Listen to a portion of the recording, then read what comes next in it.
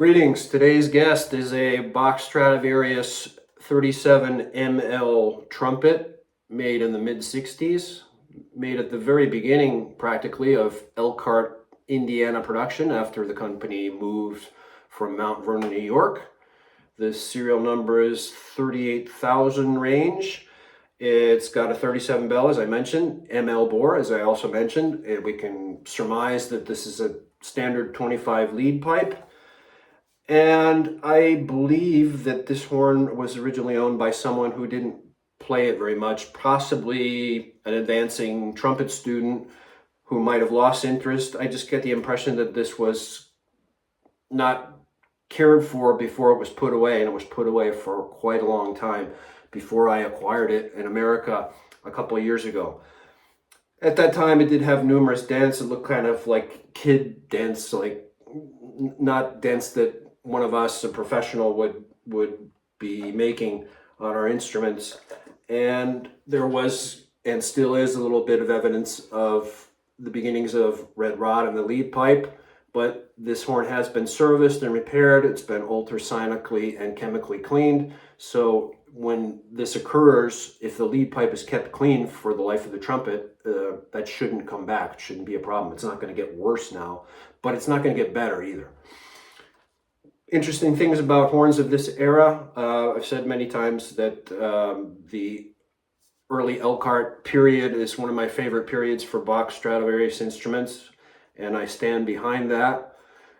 At this time of production, you'll notice that it doesn't have a first valve slide as we know today. Also, the configuration of the slide is male-male. It's not the over-under configuration that we know today. They didn't have those slide saddles until the early 70s, possibly 1971, in my estimation, based on the instruments I own and have owned. Another interesting part of the early Elkhart production is the action rods of the pistons had the serial number stamped on them. And that practice disappeared right around the same time that the first valve and over and under configuration on the first slide appeared, early 70s, as far as I know. There's not a whole lot else to say about this horn. It does have an interesting detail, which I really like a lot. At this time of production, these stop screws were brass, lacquered brass for a lacquered instrument, and it looks really cool. It looks really nice. Much nicer, in my opinion, than the nickel ones that have been used since then. And it does have the wider braces on the bell, and this can influence the sound. You got a wider footprint there, and not only the thickness or the width of the brace, but the position of the brace influences a lot in the response of the horn. Unfortunately, these production instruments, up until today, we just put this where it goes. We don't experiment with it all. And I can tell you that there are smaller instrument manufacturers, trumpet manufacturers, that experiment a lot with the position of all the braces because it can change radically the response of the instrument. But again, production line instrument like Bach, Yamaha, there's no time for that. That would cut into their profit margin, and it would take a lot longer to make an instrument, but of course it would be a much higher quality instrument, especially when you look at prices today for a similar instrument. They're really expensive.